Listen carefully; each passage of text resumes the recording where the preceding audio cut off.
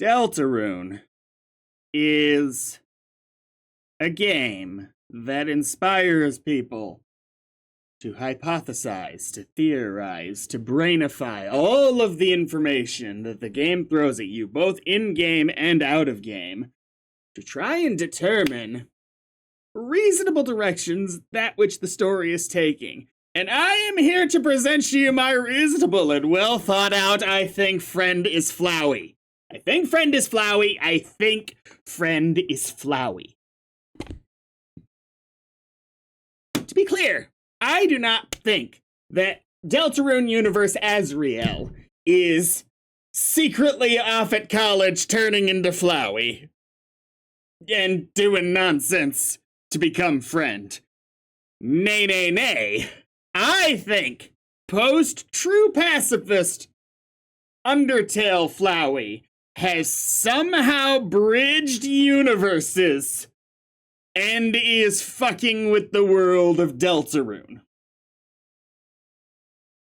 I want to start with the most surface level reason that I think this is a legitimate possibility. And I totally could be wrong. I am often wrong. I am probably wrong. But I don't think I'm wrong. My most surface level, bare bones reason I think this is a legitimate possibility is just look at them. They, like, literally, I'm pretty sure it's the same basic mouth shape. Like, I think you wouldn't need to do much to fit the mouth in there. Convert it to more of that 8-bit style from the 16-bit style, and I think it's the same fucking smile. They've got the same number of teeth. And the eye situation is the same too. Flowey's eyes, a main eye is square, and this one's got the extra pixels in the corners, but still, it's one eye looks normal, the right eye, and the left eye's kind of fucked up. This is my most surface level reason I believe this is possible.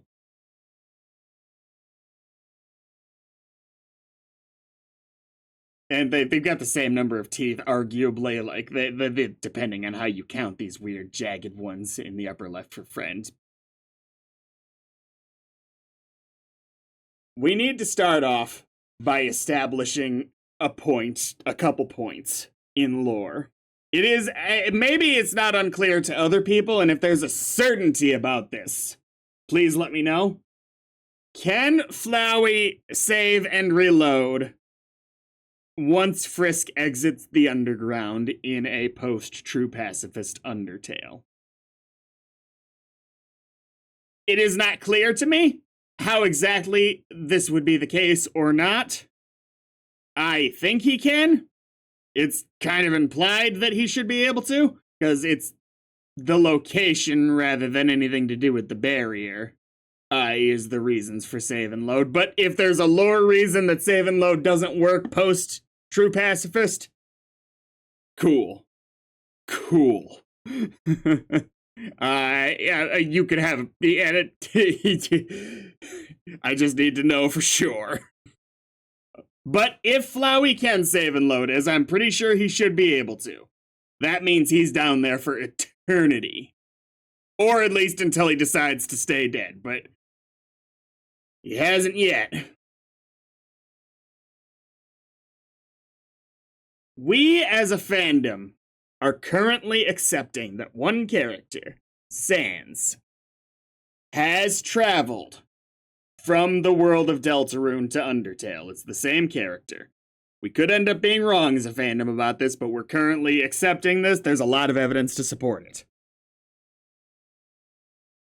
I think it is entirely possible that in a post-true pacifist world, that the player leaves the save file intact, as many players did. They left it alone. Flowey, after thousands of years, was like, wait a minute, this blows, and tried to change the situation. It found Sans' machine. Probably already knew about the machine, honestly. Started doing research. And in an infinite monkey's principle, if it was at all possible to bridge the gap between universes, to successfully complete the research, Flowey's got the time to do it. We don't know exactly why Sans gave up. Probably a combination of it being difficult and apathy. But Sans didn't have as much time as Flowey would. So we are accepting that it would theoretically be possible if Flowey was intending to do it. Assuming that it is at all possible.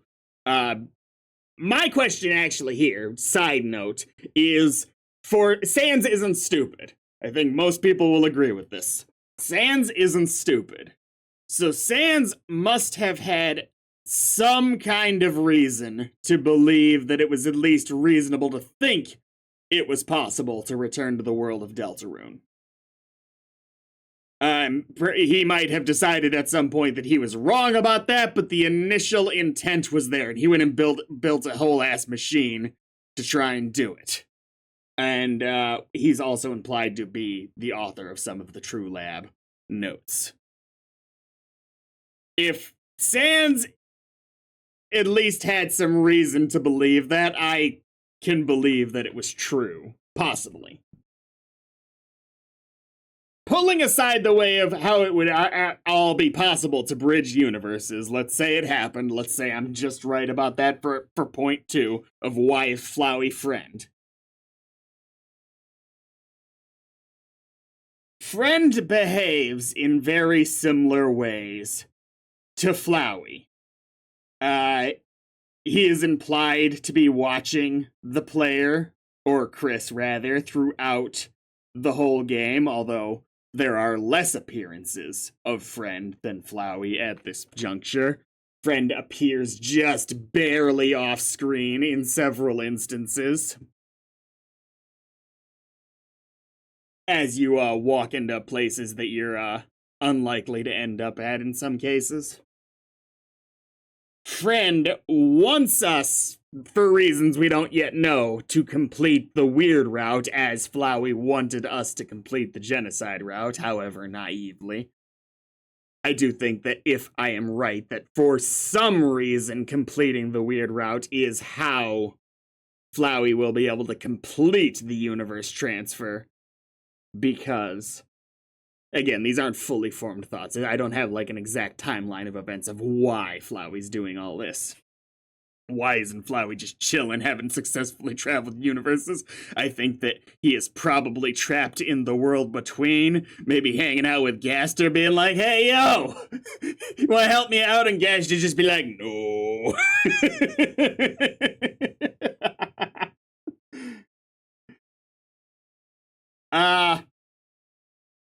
I do think this is... I do think... Again, okay. The sword route is one of our only instances of seeing Friend in a meaningful gameplay matter. That is, Friend appears in the final boss fight of the sword route and gives us healing items. In Undertale, although Flowey does not give us healing items in the final boss fight of the neutral route, we do receive outside help getting healing items that look awfully similar to the healing items. So maybe Flowey will do a little bit of a role reversal in the final boss of the weird route, or possibly both routes. We don't know if they're gonna share any similarities, the final boss of the weird route and the final boss of the regular route.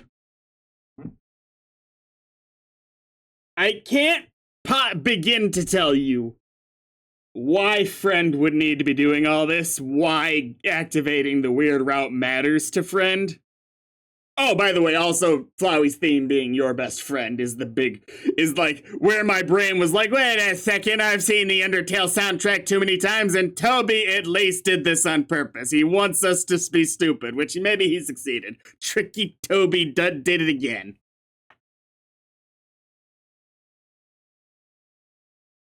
Your friend.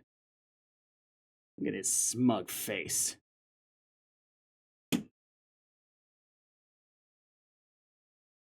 I have notes here. I haven't been referring to them at all. Oh yeah, the endogeny stuff. In Ralsei's explanation of how the Dark World works in Chapter 3, we see Friend in a more cat-themed endogyny-style body. That gives a very light connection to the True Lab. In Undertale, why does this character look like a True Lab amalgamate? Could Flowey have been experimenting on himself, perhaps to give himself a new body, perhaps to restore his soul? Whatever the reasoning would have been.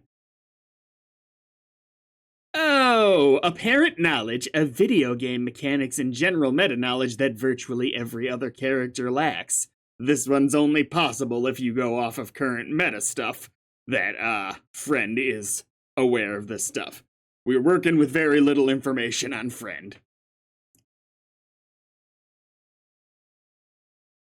Oh. Look, I don't know if I'm right, but I'm fucking taking credit if I end up being right. Like, if we get to chapter 6 or chapter 7, I don't think this is happening in the next chapter as little as we've seen Friend. Friend just like, and by the way, I can't do the Flowey laugh. That is not originally the Flowey laugh, which, by the way, the laugh that Friend does on the website reminds me of the Flowey laugh.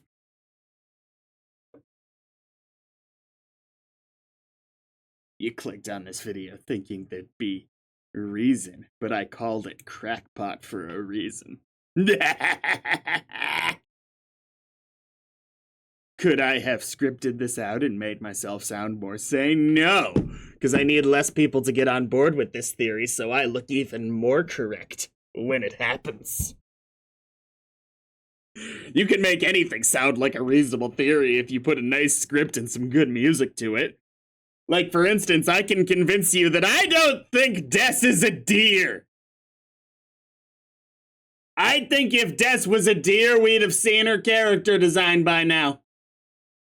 I think she just wears some antlers just like Chris does and is actually a human. Which, side note, is Des Kara.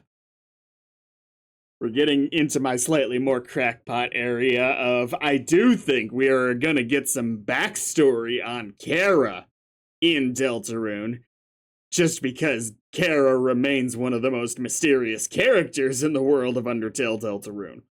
But I do not actually think that Kara is Des.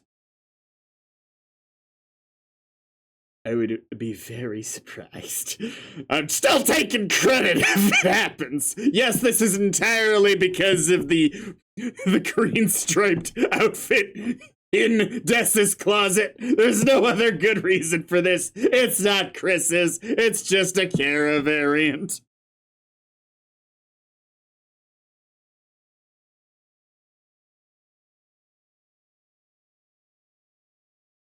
I think that if any of the holidays are the Roaring Night, I'm leaning on Rudy at this point. This is an individual theory, separate from other things. I also think, more serious reason I think Des could be Kara, if Des is the Roaring Knight, by the way, is because of the screen slash ability looking a little bit too much like Kara's whole destroy the world slash with the true knife slash when she swoons your party -999, Kara's favorite number. No, I do not think this one's correct, but I'm still taking credit if I end up being right. Let's see, what else nonsense do I believe? Oh, I do believe next chapter is very likely Flower World. I agree with people on that one. Oh, back to Flowey. One thing else I wanted to say is the reason determination works with Flowey in Undertale is because Flowey is an object, not a monster. Flowers are objects in the for the purposes of the magic system in Undertale. Objects are what become Darkners in the world of Deltarune. I don't. This isn't really a support of a point. I think that there's just perhaps an interesting parallel there that is going to become relevant.